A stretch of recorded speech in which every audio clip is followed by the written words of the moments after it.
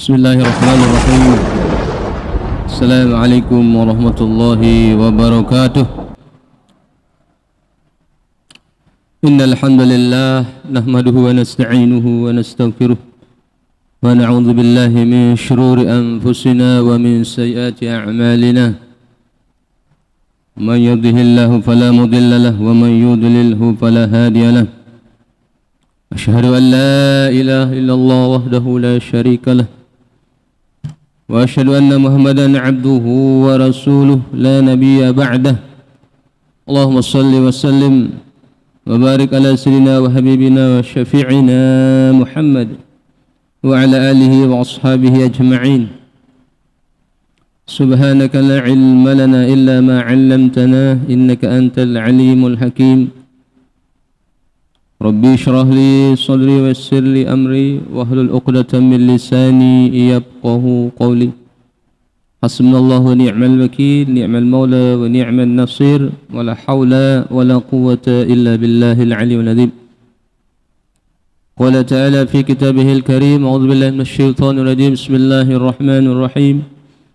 Ya ayyuhalladzina amanu taqullaha haqqa tuqatih ولا تموتن إلا وأنتم مسلمون. وقال تعالى في آية أخرى يا أيها الذين آمنوا اتقوا الله ولتنظر نفس ما قدمت لغد واتقوا الله إن الله خبير بما تعملون. Ma'asyiral muslimin, sedang salat maghrib yang insyaallah makan Allah subhanahu wa ta'ala. Kembali saya mengajak kita sekalian untuk memuji Allah, mengingat Allah dengan selalu melafazkan hamdalah, alhamdulillahi rabbil alamin, atas nikmat Allah yang telah diberikan kepada kita sekalian, termasuk oksigen yang diberikan oleh Allah. Bisa kita menghirup udara segar sampai dengan detik ini. Itu semua nikmat Allah SWT yang wajib kita syukuri. InsyaAllah dengan selalu kita memuji Allah, mudah-mudahan nikmat itu akan bertambah yang diberikan oleh Allah SWT. Selanjutnya saya mengajak kita sekalian untuk berselawat. Allahumma salli ala Sayyidina Muhammad wa ala ali Sayyidina Muhammad. Mudah-mudahan selawat yang kita baca itu bisa menambah mahabbah kita, kecintaan kita kepada baginda Rasulullah SAW, dan bisa dengan mudah-mudahan dengan selawat itu bisa menjadi asbab untuk kita mendapatkan syafaatnya beliau fi yaumil qiyamah. Amin amin ya rabbal alamin. Bapak-bapak dan ibu-ibu hadirin, Salat jamaah salat maghrib insyaallah makan Allah SWT. Selanjutnya saya mengajak kita sekalian untuk selalu meningkatkan ketakwaan kita kepada Allah SWT. Takwa yang sebenar-benarnya imtithalul awamirillah wa jitinabun nawahiyah, yaitu melaksanakan semua perintah-perintah Allah dan menjauhi semua larangan-larangan Allah Subhanahu wa ta'ala. Bapak-bapak dan ibu-ibu hadirin jamaah salat maghrib insyaallah makan Allah SWT. Kembali kajian kita pada malam ini, yaitu Nasaihul Ibad karangan Syekh Nawawi Al-Bantani, nasihat-nasihat untuk kita semua. Semoga dengan nasihat ini bisa menjadi muhafazatun nafsi, menjadi evaluasi bagi kita semua, dan bisa termotivasi untuk kita meningkatkan ibadah kita kepada Allah Subhanahu wa ta'ala.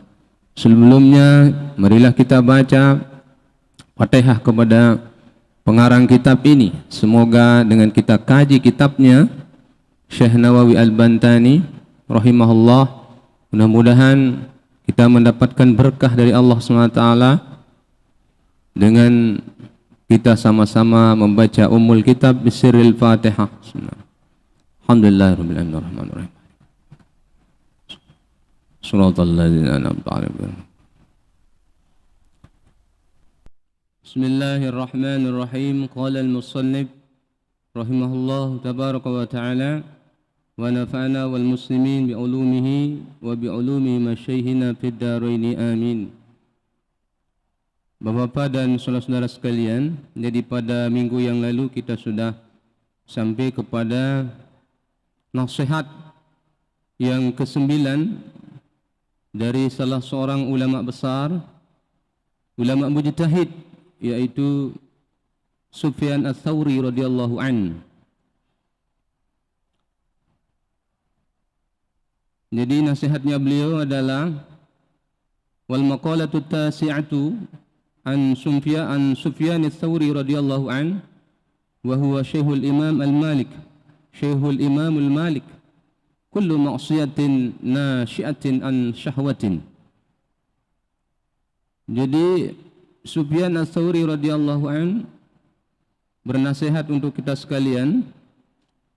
Ini mengulas kembali bacaan yang dulu. Kullu ma'siyatin an syahwatin, setiap maksiat yang timbul, nasyi'atin, setiap maksiat yang timbul an syahwatin, dari hawa nafsu, dari syahwat, artinya istiaku nafsi ila syai', artinya yang timbul dari hawa nafsu kita.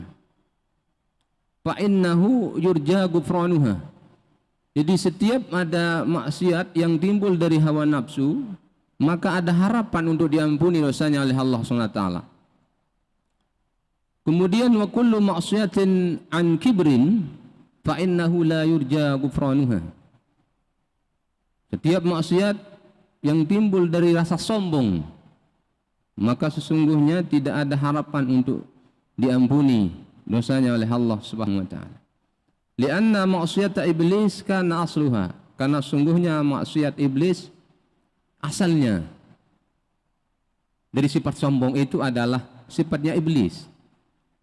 Jadi kalau ada dosa yang timbul dari hawa nafsu kita, kalau kita cepat beristighfar kepada Allah, maka ada harapan untuk diampuni dosanya oleh Allah SWT. Tapi dengan cara betul-betul mohon ampun kepada Allah SWT. Bukan istighfarnya di mulut doang, tetapi istighfar dengan cara menyesali perbuatannya, beristighfar sampai ke dalam kalbunya, menyesali perbuatan maksiat yang pernah dilakukan, maka diampuni dosa-dosanya oleh Allah SWT. Akan tetapi kalau maksiat yang dilakukan yang timbul dari rasa sombong, dia yang memiliki rasa da'wal fadli, artinya selalu merasa lebih dari orang lain, itu timbul dari rasa sombong.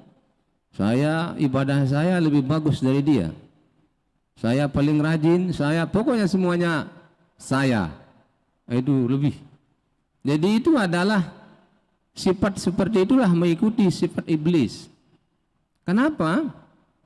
Karena iblis ketika disuruh bersujud oleh Allah SWT kepada Adam, tidak mau. Wa idz qulna lil malaikati isjudu li Adam fasajadu illa iblis. Jadi semua para malaikat itu mau bersujud, hanya iblis yang tidak mau karena rasa sombongnya. Untuk apa saya sujud? Saya lebih baik, saya lebih mulia dari Adam alaihissalam. Jadi Adam alaihissalam, dosa yang dilakukan artinya melanggar perintah Allah itu hanya memakan buah khuldi saja, sehingga kedua-duanya, iblis dengan Adam ini, diusir dari surganya Allah SWT.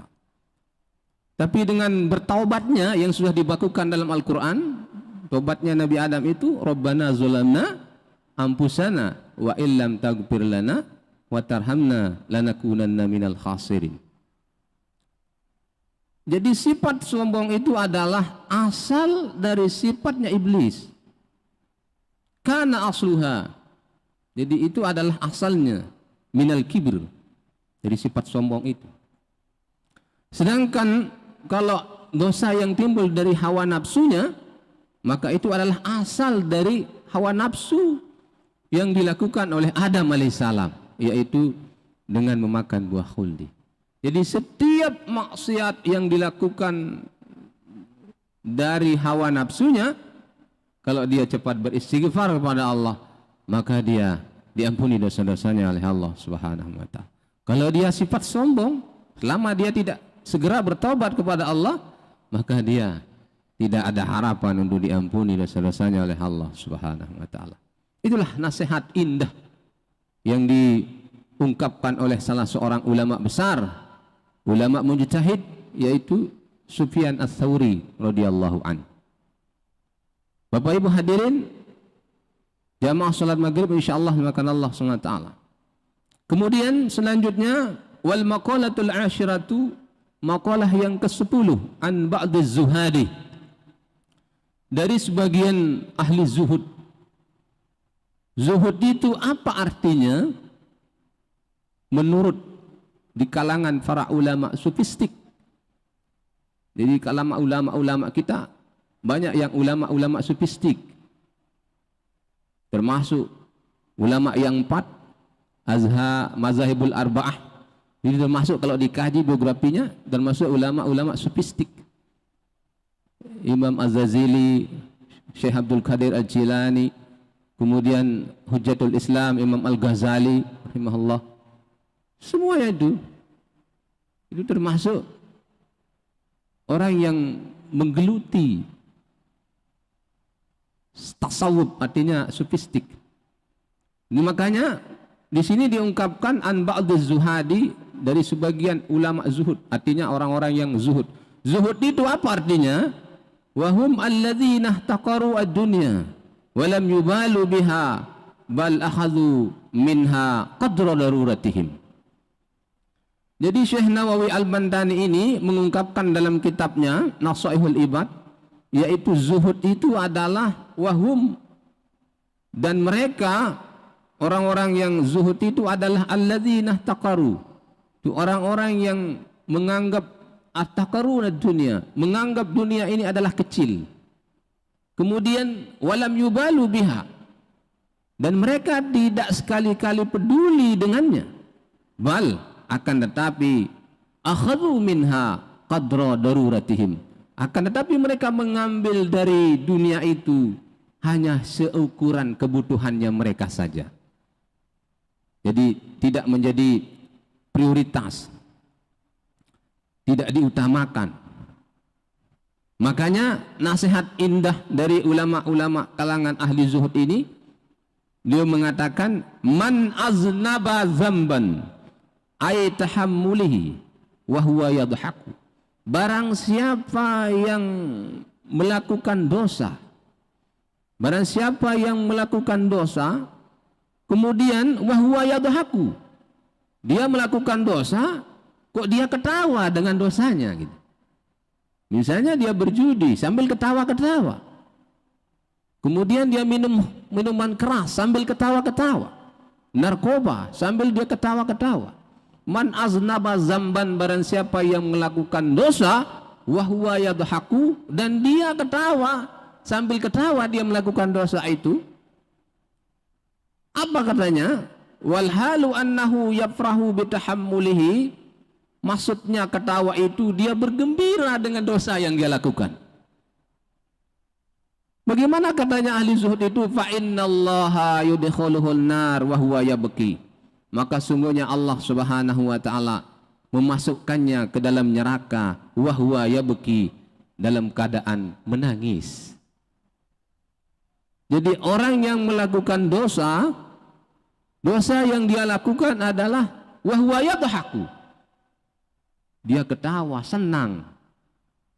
Misalnya dia tidak sholat, senang dia tidak sholat. Dia tidak puasa, senang dia tidak puasa. Dia berzina, senang dengan perbuatan zinanya. Wa huwa yadhaku, artinya dia ketawa. Fa innallaha, maka sungguhnya Allah Subhanahu wa ta'ala yudkhiluhun nar, memasukkannya ke dalam neraka, wa huwa yabki, dalam keadaan menangis. Nih, Masya Allah, banyak bapak-bapak dan saudara-saudara, banyak orang yang senang dengan dosanya. Coba, orang sedang melakukan dosa ketawa-ketawa, ya Apalagi sekarang semakin semaraknya itu narkoba, Masya Allah. Dah habis-habisnya di Sumbawa ini narkoba ini.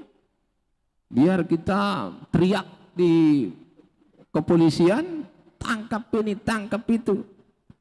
Tapi Masya Allah, sekarang sampai dusun-dusun narkoba itu banyak sekali di semua tempat. Dan kalau orang minum narkoba kan ada istilahnya kelezatan, ada kenikmatannya di sini. Gimana itu bisa nikmat nih? Jadi makanya dia ketawa-ketawa dengan dosa yang dia lakukan. Kemudian untuk minum minuman keras,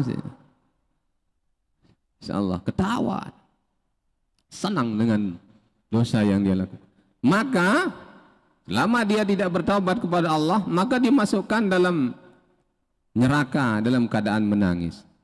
Li'anna haqqahu an yandama wa yastaghfirullah ta'ala li dzalik. Yang seharusnya, yang seyogianya, yang sebenarnya orang yang melakukan dosa itu adalah ayyandama. Syaratnya satu, ayyandama, menyesali. Ya Allah, saya ini sudah melakukan dosa, ya astagfirullahaladzim, ya Allah. Gitu. Menangis ya. Ayyandama, menyesali. Tidak melakukan lagi gitu. Kemudian wa yastaghfirullah ta'ala li dzalik, dan dia beristighfar kepada Allah SWT tentang itu. Dia beristighfar dan menyesali perbuatannya. Baru diampuni dosa-dosanya oleh Allah SWT. Ini kalau dia 100 kali, 1000 kali dia istighfar tetapi dia tidak menyesali perbuatannya, belum diterima taubatnya oleh Allah SWT. Dia tidak menyesali, oh saya tidak akan ulangi lagi, saya tobat. Betulnya betul-betul taubatan nasuha sudah. Ini sekarang astagfirullahaladzim, besoknya lagi gitu. Nah, ya. Sekarang kan biasa kan di mana-mana orang dipampangkan auratnya kan. Nah, dia istighfar dia, astagfirullahaladzim, tapi dia tutup, dia pakai jari yang jarang-jarang gitu. Astagfirullahaladzim, tapi dia lihat gitu. Itu kan tidak menyesali dia. Istighfar yang tidak betul-betul gitu. Jadi istighfar yang betul-betul yang diterima oleh Allah SWT adalah ketika dia menyesali perbuatannya, ayyandama. Dia menyesali untuk tidak melakukan lagi dosa itu. Kemudian dia beristighfar kepada Allah SWT.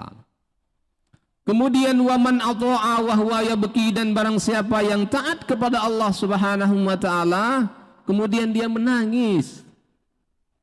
Dia melakukan sholat tapi menangis. Nah ini ya Pak. Itu kalau orang-orang menurut para ahli-ahli zuhud itu, biar dia melakukan ibadah, dia melakukan kebaikan tapi menangis. Sholat rajin dia tapi menangis dia. Apa yang dia tangisi? Kualitas sholatnya, diterima apa enggak sholat saya ini? Oh saya ini gimana? Belum benar sholat saya ini. Kayaknya ini ada kurang, cara saya ini mungkin meski kurang saya istighfar, mungkin kurang saya bertaubat, atau kurang ibadah saya kurang. Jadi waman ata'a wa huwa yabki, barang siapa yang taat kemudian dia sambil menangis, dia melakukan kebaikan menangis. Banyak seperti itu kalau orang-orang yang betul-betul qalbunya itu sudah bersih. Itu kan zuhud itu kan tarkud dunia. Orang yang meninggalkan dunia hanya dia butuhkan hanya sekedarnya doang. Itu zuhud. Makanya banyak para ulama mengartikan zuhud itu bahwa termasuk Imam Abu Sulaiman Ad-Darani, beliau mengatakan bahwa zuhud itu adalah tarku kulli syai' alladhi yastagilu minallah. Artinya Imam Sulaiman Ad-Darani itu beliau mengatakan bahwa zuhud itu adalah meninggalkan segala sesuatu yang menyibukkan dari Allah Subhanahu wa taala. Dia sibuk sampai dia lupa kepada Allah Subhanahu wa taala. Itu pengertian menurut sebagian para ulama arti daripada zuhud itu. Sedangkan Sufyan Ats-Tsauri, Imam Sufyan Ats-Tsauri, beliau mengatakan bahwa zuhud itu adalah anihayatul amal, artinya terbatasnya keinginan, terbatasnya cita-cita yang tinggi. Jadi terbatasnya angan-angan yang sampai meninggalkan, yang sampai melupakan Allah Subhanahu wa taala. Jadi menganggap dunia itu kecil, hanya tempat persinggahan doang. Itu kalau ulama-ulama ahli sufi, di dunia itu kan kayak genggaman saja. Jadi kita hanya mampir doang, lewat. Nah, jadi hanya sementara, singgah, transit saja. Jadi kemudian zuhud para ulama-ulama itu orang yang sudah kolbunya terjaga dari sifat-sifat hal-hal yang haram, baik yang halal yang dikerjakan tetapi berlebihan, misalnya ada lebih kebutuhan yang dilakukan lebih, itu tidak diinginkan oleh orang-orang yang ahli zuhud. Jadi makanya nasihat indahnya di sini, barang siapa yang taat kepada Allah kemudian dia menangis hayaan minallahi ta'ala, malu kepada Allah Subhanahu wa ta'ala, wa khaufan minhu ta'ala ala taqsirihi fi tilka ta'ah, dia selalu khawatir, takut kepada Allah Subhanahu wa ta'ala dengan sedikit ketaatannya, sedikit ibadah yang pernah dilakukannya, makanya dia menangis. Walaupun dia sholat tahajud, nangis. Sholat hajat, nangis. Sholat 5 waktu sehari semalam, dia nangis. Menangis dia. Oh, saya ini belum apa-apanya, dikit. Ibadah yang sudah saya lakukan, mudah-mudahan diterima oleh Allah SWT. Nah, gitu. Jadi dengan dia caranya seperti ini, orang yang selalu menangis, dia beribadah kepada Allah Subhanahu wa taala, merasa dirinya kurang, fa innallaha ta'ala yudkhuluhul jannata wa huwa yadhaku, maka sungguhnya Allah Subhanahu wa taala akan memasukkannya ke dalam surga dalam keadaan ketawa, senang dia. Waktu dia melakukan ibadah salat, dia menangis. Tapi pas nanti masuk dalam surganya Allah, senang gembira dia. Dimasukkan dalam surga Allah Subhanahu wa taala. Itulah orang-orang yang ahli-ahli zuhud, yang selalu terjaga hatinya dari sifat sombong, dengki, hasad dan sebagainya, selalu merasa lebih dan sebagainya. Nah, itulah nasihat indahnya. Walaupun dia kebaikan yang dia lakukan, selalu merasa kurang, selalu merasa kurang.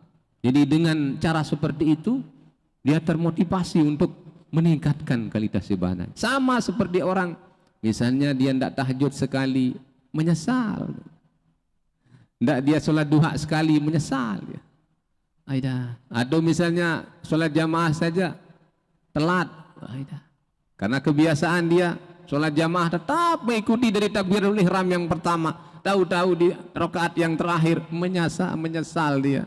Karena sudah kebiasaan seperti itu. Itulah kalau kebiasaan yang dilakukan, yang ibadah yang dilakukan oleh orang-orang yang sudah terbiasa melakukan ibadah dari awal dengan cara sempurna. Jadi itulah nasihat indah. Jadi ulama-ulama yang ahli-ahli zuhud itu surga, yaprahu ghayatal farhi lihusuli matsubihi wa huwa apullahi ta'ala, senang karena apa? Karena apa yang dicarinya itu adalah ampunan Allah Subhanahu wa ta'ala. Dia merasa kurang sehingga selalu mohon ampun, ya Allah, mohon ampuni dosa-dosa saya, ampuni kekurangan saya. Jadi dengan cara itulah, dengan menangisnya itu, maka dengan cara itulah diampuni dosa-dosanya oleh Allah Subhanahu wa ta'ala. Kemudian selanjutnya, la tahqiruz dzunuba as-sighar. Hai kaum muslimin, janganlah engkau meremehkan dosa kecil, katanya. Fa innaha tatasya'abu minha adz-dzunubal kibar. Maka sungguhnya dosa kecil itu bisa menjadi besar. Janganlah engkau meremehkan dosa kecil, maka suatu saat dosa kecil itu bisa menjadi besar. Banyak kan dosa-dosa kecil yang kita lakukan. Misalnya Apa? Banyak dosa-dosa kecil yang kita anggap enteng, kita remehkan. Misalnya membuat orang tersinggung, ada singgung. Padahal kalimatnya menurut dia tidak, tapi kalimatnya ya salah sedikit. Hal-hal seperti itulah, atau omongannya itu terlalu banyak sehingga ada kesalahan. Nah, jadi itulah yang menyebabkan dia menumpuk dosa itu akan menjadi besar dia. Makanya di kitab ini juga dijelaskan man kasura kalamuhu kasura khata'uhu. Barang siapa yang banyak ngomong, maka dia banyak salahnya. Wa man kasura khata'uhu kasura dzunubuhu. Barang siapa yang banyak salahnya, maka banyak dosanya. Wa man kasura dzunubuhu fahuwa finnar. Jadi barang siapa yang banyak dosanya, maka dia tempatnya di neraka Allah Subhanahu wa taala. Itulah yang kadang-kadang kan ini lidah tidak bertulang. Ini kadang-kadang bisa kita menyinggung perasaan teman. Jadi yang kadang-kadang kita tidak terkontrol omongan-omongan kita. Oleh sebab itulah melalui kesempatan ini sebagai wa'izah, nasihat-nasihat indah ini untuk bisa kita menjaga diri, untuk bisa menahan diri, dan mudah kita berdoa kepada Allah mudah-mudahan kita termasuk orang-orang yang selalu bisa terjaga dari sifat-sifat itu, dari omongan yang tidak benar, sifat sombong, sifat iri, dengki, hasad, dan selalu menjaga diri jangan sampai kita meremehkan dosa kecil walaupun kecil. La tahqiruz dzunubas shighar, janganlah engkau meremehkan dosa kecil, maka dia itu akan menjadi besar. Rubbama yakunu ghadaballahi ta'ala fi tilka shighar, karena bisa saja dosa kecil yang kita lakukan itu disitulah murkanya Allah Subhanahu wa ta'ala. Sedang kita kerjakan dosa kecil itu, di saat itulah Allah marah, maka kita mendapatkan murkanya Allah Subhanahu wa ta'ala. Bapak-bapak dan ibu hadirin, insyaallah makan Allah Subhanahu wa ta'ala. Jadi mudah-mudahan nasihat-nasihat indah pada malam ini termasuk dari nasihatnya Imam Sufyan Ats-Tsauri radhiyallahu an, kemudian dari sebagian ulama ahli zuhud yang orang yang melakukan dosa kemudian sambil dia ketawa melakukan dosa, maka dia dimasukkan dalam nerakanya Allah dalam keadaan menangis. Dan orang yang melakukan taat kemudian dia menangis dengan ketaatan yang dilakukan karena selalu merasa kurang, maka sungguhnya Allah SWT akan memasukkannya dalam surganya dalam keadaan bersenang ria, bergembira, bahagia dengan masuknya dalam surganya Allah. Kemudian yang terakhir nasihat indah dari para ahli hikmah, janganlah engkau remehkan dosa kecil, maka sungguhnya dosa kecil itu bisa menjadi besar. Karena kita meremehkan dosa yang kecil, maka dia akan menumpuk menjadi besar. Dengan cara itulah kita tidak diampuni dosa-dosanya oleh Allah Subhanahu wa ta'ala. Demikian nasihat pada malam ini, semoga ada barokah dan manfaatnya. Terima kasih atas perhatian Bapak Ibu, dan mari kita berdoa semoga kita semua berada dalam lindungan Allah SWT dan bisa kita mengikuti para ulama-ulama salafus saleh. Ya, jadi ini orang munafik, pertanyaan dari Pak Haji. Jadi ada seorang ulama dari kalangan tabi'in bernama Tawus. Tawus ini pernah belajar dari Ibnu Abbas radhiyallahu an, sahabat Nabi. Dan ulama tabi'in bernama Tawus ini pernah belajar di 70 para sahabat. Jadi beliau mengatakan yubtanunal isnan mu'minun wa munafikun. Yang ditanya di dalam kubur itu dua katanya. Yang pertama adalah orang mukmin, yang kedua orang munafik. Para nabi tidak ditanya dia. Para aulia Allah, para nabi tidak ditanya. Yang ditanya dua, mukmin sama orang munafik. Kalau orang mukmin ditanya sampai bisa ba'i ayyam. Dalam kitab disebutkan bahwa ditanya sampai 7 hari. 7 hari itu kalau di dunia Satu hari 24 jam kah? Kalau di alam barzah itu, di akhirat, satu hari itu kan sampai 1000 tahun. Nggak kebayang itu. Jadi kalau orang mukmin ini, misalnya tadi mengatakan munafik. Kalau orang mukmin ini, dia sempat dia berbohong misalnya. Misalnya, bro, katanya, di mana kamu ini? Katanya. Kan ditunggu sama temannya kan, di mana kamu ini? Saya di jalan kan, padahal ada di rumahnya. Ini gimana ini? Ini munafik sogir ini, munafik kecil ini. Saya di jalan, padahal ada di rumahnya gitu. Kalau dia tidak cepat bertaubat, maka dia ditanya sampai 7 hari dia. 7 hari itu satu hari kan 1000 tahun dia di alam sononya. Nggak kebayang itu. Umur kita aja nggak nyampe. Wah, sudah. Apalagi orang munafik. Kalau orang munafik katanya ulama arba'ina yauman, 40 hari ditanya itu. 40 hari. Satu harinya 1000 tahun kali. Ada udah kebayang tuh. Kalau dia tidak bertaubat, maka terus dia ditanya oleh Mungkar Nakir nih. Saya baca dalam kitab termasuk Tazkiratul Qurtubi, banyak para ulama Imam Qudai, kemudian Abu Nuaim menjelaskan tentang itu, bahwa itu 2 orang ini yang ditanya ini. Kalau dia mukmin yang saleh, jadi mukmin yang saleh ya 7 hari, kalau sudah ya selamat dia, berhasil ya, nikmat ya, ruhnya itu mendapat kenikmatan. Nah kalau dia sempat dia berbohong, ini berpanjang lagi dia. Makanya kalau kita sempat seperti itu, cepat bertaubat misalnya. Kan kita kan bertaubat, tetapi dengan syarat tadi, ayyandima wa yastaghfira, dia beristighfar dan menyesali perbuatannya, maka diterima taubatnya oleh Allah Subhanahu wa taala. Walaupun dia tadi sudah setiap dia sholat selesai, dia melakukan ibadah, dia beristighfar, dia menyesali perbuatannya. Kalau dia tidak pernah dia lakukan itu, wah, ini yang hukumnya berat. Dari sifat-sifat yang tadi itu, apabila dia berjanji, dia hianat, bohong. Kemudian pokoknya tanda-tanda orang munafik kan sudah biasa. Tapi itu kita anggap sepele. Banyak orang yang menganggapnya itu enteng itu, sehingga besar dosanya. Allah SWT.